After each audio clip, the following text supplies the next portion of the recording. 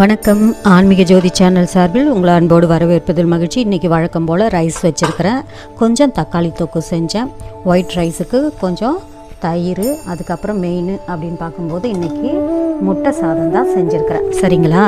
ஏன்னா ஒரு செயலை நம்ம செய்கிறோம் அப்படின்னா அதுக்கான நேரம் இல்லை அப்படின்னா இருக்கக்கூடிய நேரத்தை திட்டமிட்டு செஞ்சோம்னா நம்மளால் முழுமையாக ஒரு செயலை செய்ய முடியும். நேரத்துக்காக காத்துக்கிட்டு இருக்கிறாம இருக்கக்கூடிய நேரத்தை தகுந்தபடி என்ன பண்ணணும், பயன்படுத்திக்கணும். இன்றைய ஆன்மீக சமையல் அப்படின்னும் போது இன்றைக்கி ரைஸ் வழக்கம் போல் வச்சுருக்கிறேன். முட்டை சாதம் கொஞ்சம் செஞ்சேன். அதுக்கப்புறம் தக்காளி தொக்கு கொஞ்சம் செஞ்சுருக்கிறேன். அது பத்தாமல் தயிர் இருக்குது. அதுக்கேற்ற மாதிரி நம்ம சாப்பிட்டுக்கலாம். சரியா? எல்லா நாளும் ஒரே மாதிரி நம்ம எதிர்பார்க்க முடியாதுப்பா.